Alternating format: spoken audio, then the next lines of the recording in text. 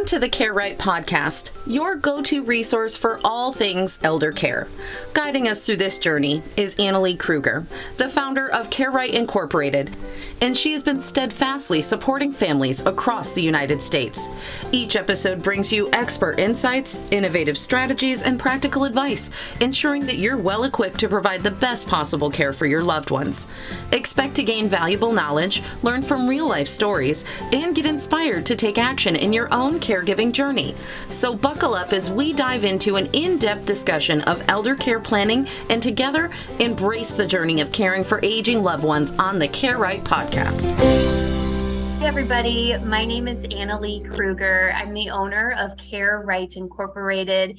We work with families all across the country in developing customized aging plans.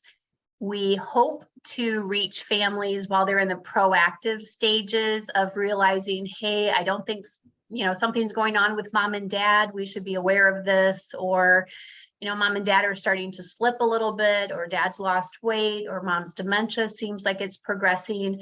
We try to reach families in the proactive stage, in the beginning stages of being family caregivers and realizing that maybe things aren't going as well as you had hoped with your parents. That said, that many of our clients come to us, unfortunately, in crisis mode where the family caregiver is completely burned out. Family relationships are very strained. The primary caregiver either has had to step away from their career or their families and found themselves thrust into the role of family caregiving and have finally now realized, I don't think I have enough grit to do this long term, or my loved one's care needs exceed what I'm able to provide for them properly. So we work with families all across the country. We've been virtual since 2011 when I started my business, Care Right Incorporated.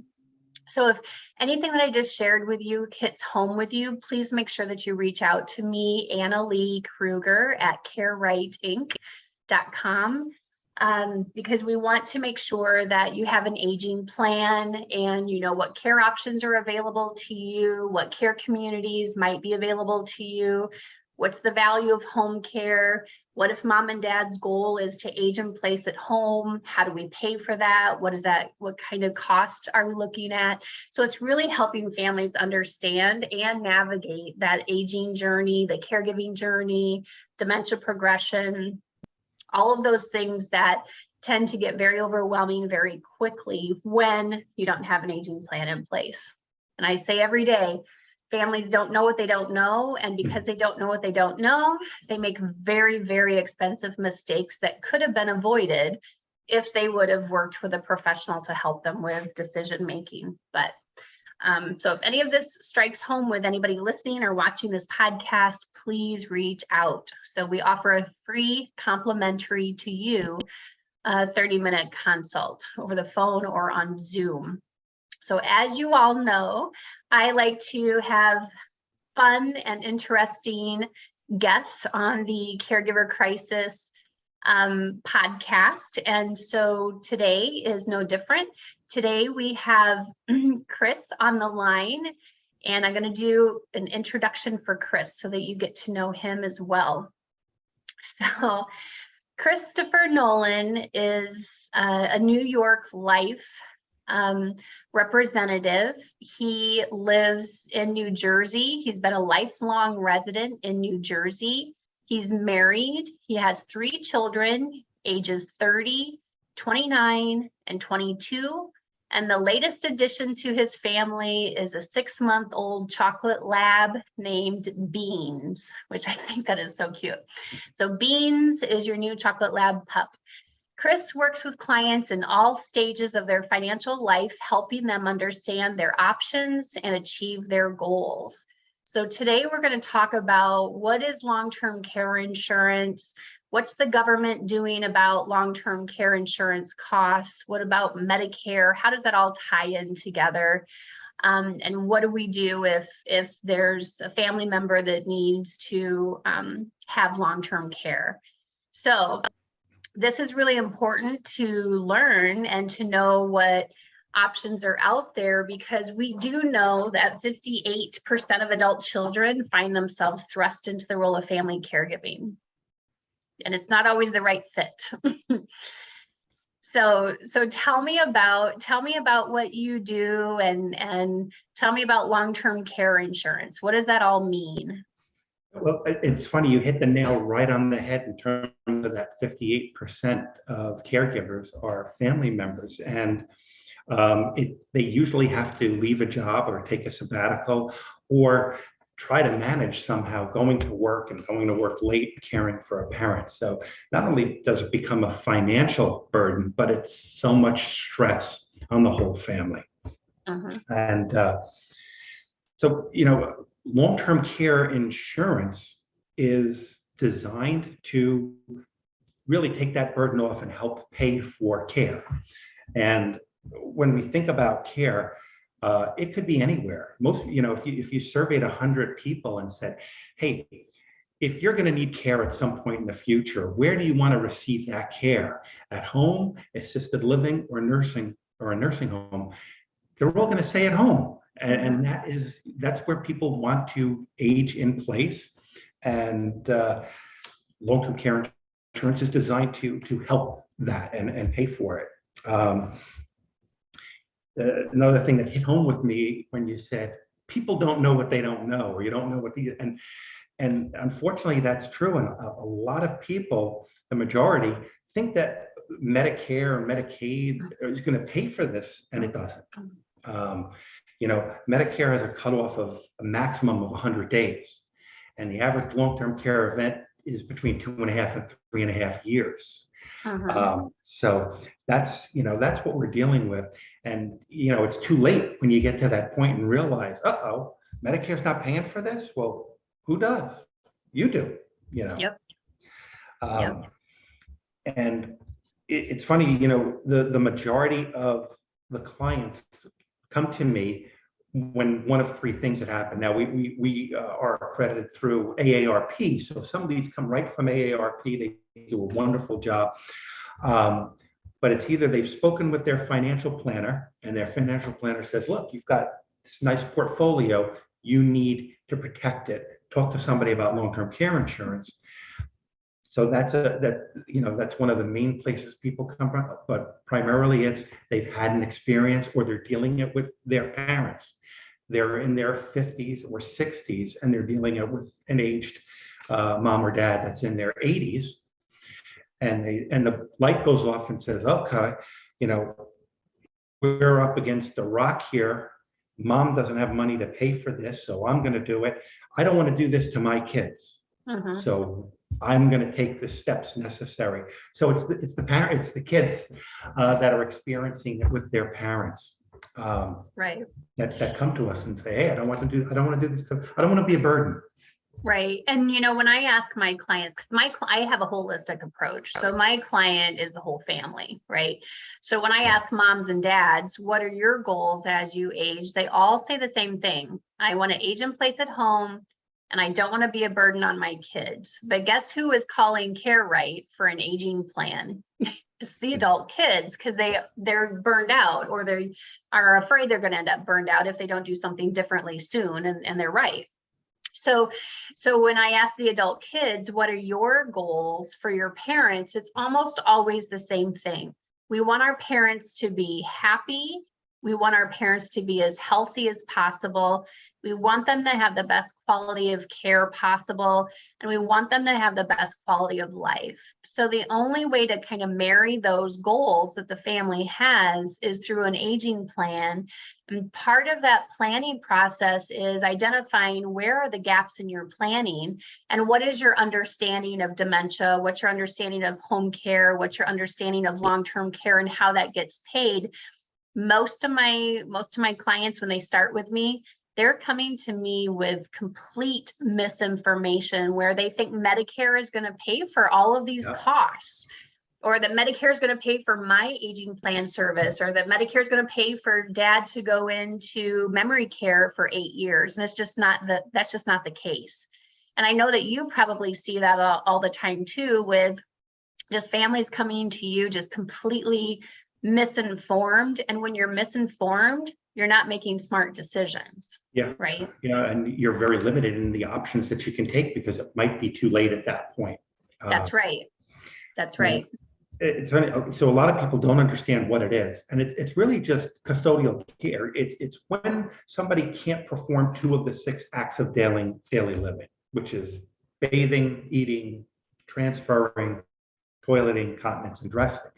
So your doctor will say, "Hey, you need help," and it could be, a very common thing. You fell at home and had to go into a nursing home. They want to get you out as quickly as possible and home, and somebody caring for you at home, but you can't do it on your own at that point. So that's what long-term care is. And you don't have to be 85. I mean, it happens to younger people too. Right. You could be in your 50s and have a knee replacement or hip replacement.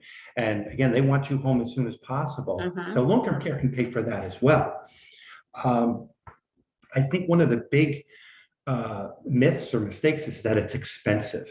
And it really isn't, especially if you start young. Now, if you can typically get a policy up to age 80, and after that, there's a cutoff. But as we know, you got to be healthy, and when we're in our 70s and 80s, we're not quite as healthy as we were when we were in our 60s, 50s, and 40s. So really, the time to do it is when you're younger. And it's certainly much less expensive to start when you're younger as well. But in terms of expense, that's the first question people always ask: how much does it cost? And it's one of those things that it can cost really whatever you want. You design your plan. What do you want your daily benefit to be? I would say average people look for something that's going to provide between $100 and $200 per day in a benefit, and that will last usually between 2 and 3 years, because that's the average long-term care event.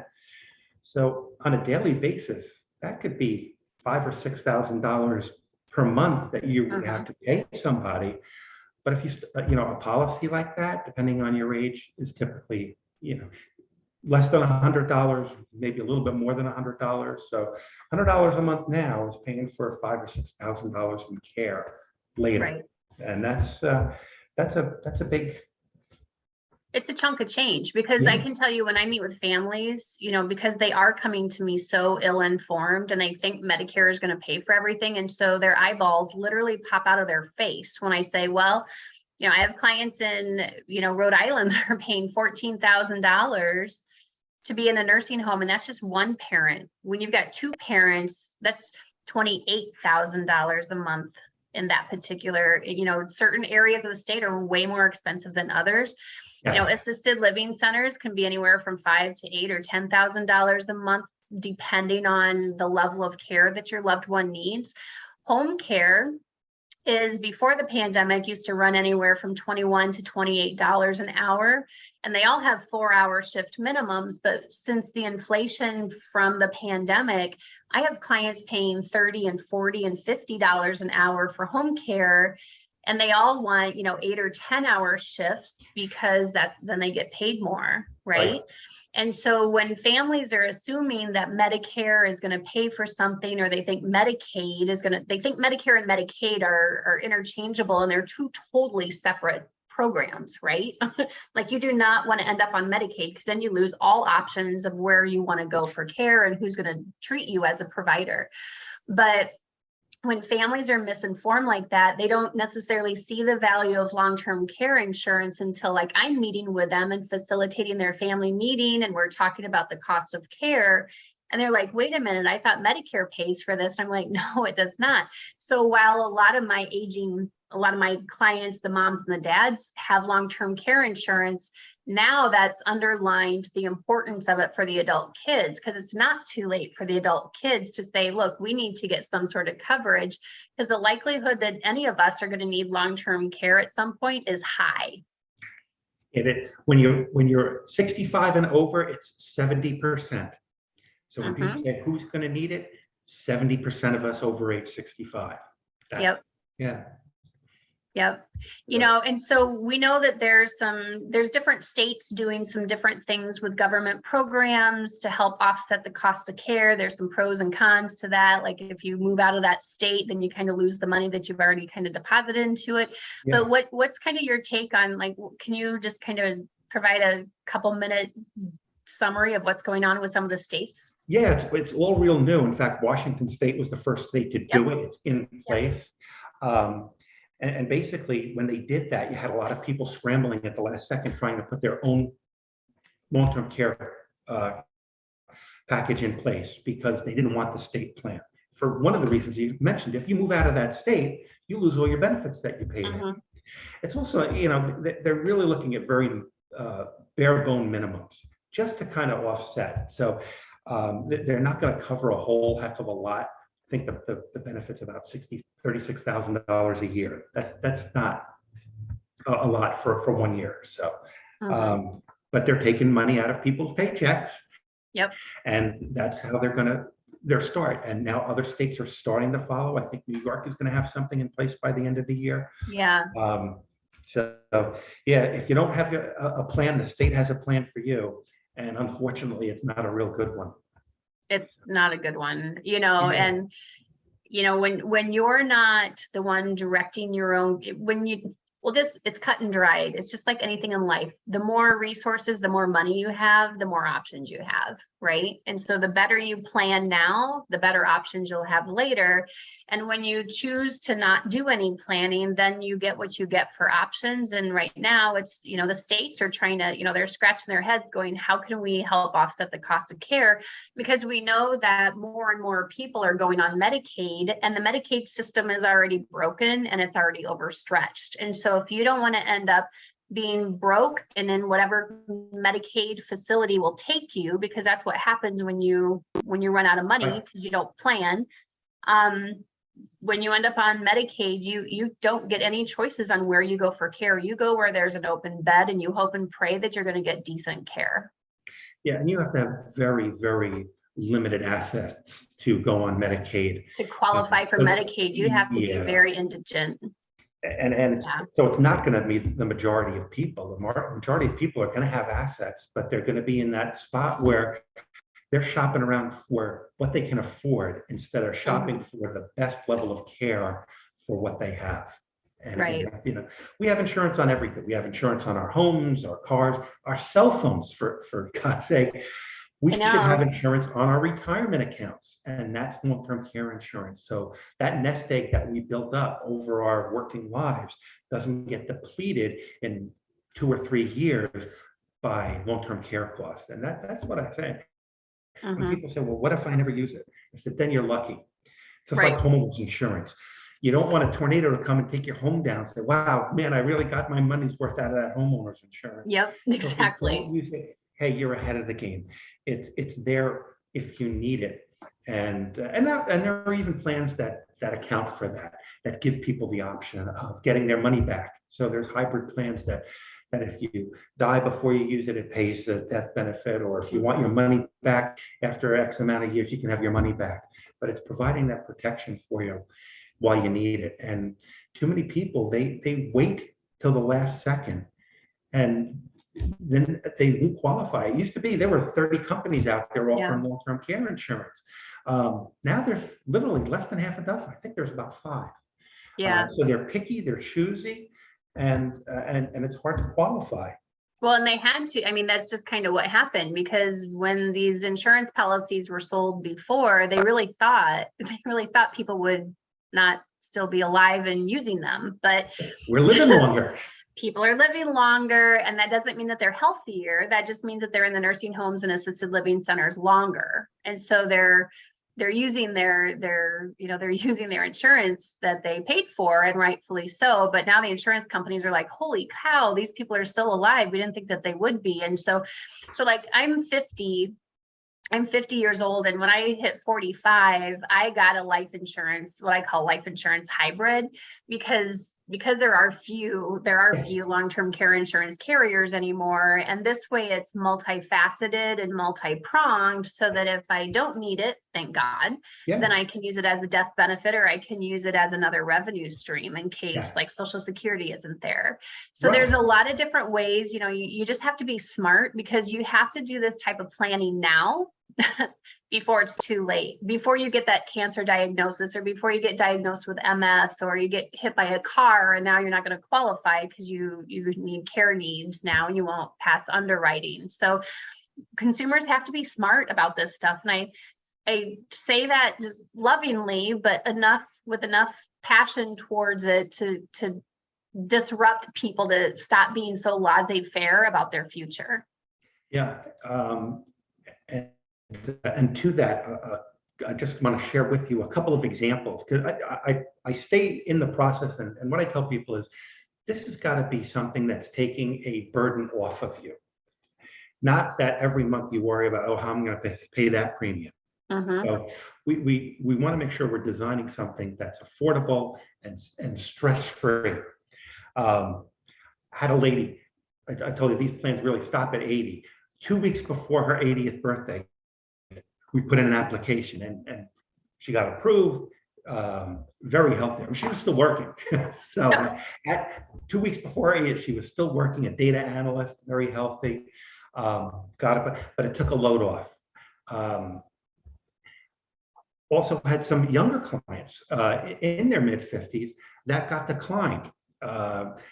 Various reasons, they had done some knee replacement and had gone through physical therapy, and there's a waiting period. So underwriting said, come back after the waiting period, and they got declined again, second time. And it just took a little bit of perseverance for me to get a hold of somebody, to have them look at the doctor's reports and explain that, what you're looking at is something from birth, not something that's being treated now. And she got approved at a preferred rating. So sometimes it's just kind of sticking with it, and making sure that, that you get to talk to a human and follow through and get it approved. And on the sadder part, I had a couple that they were all ready to put in an application, said, let's just wait 2 weeks. We're going, my husband's going to the doctor next week, and he's for his annual checkup. I advised against it. He was diagnosed with cancer and he wasn't eligible anymore. That was on his record beforehand. Had he put in the application before that doctor's visit, he would have got approved. So, I know, that's what I mean. It's all about timing. And I mean, not to be the Debbie Downer, but the reality is you and I both work with families in crisis, and we see the fallout. We see the mistakes that people who didn't plan ahead.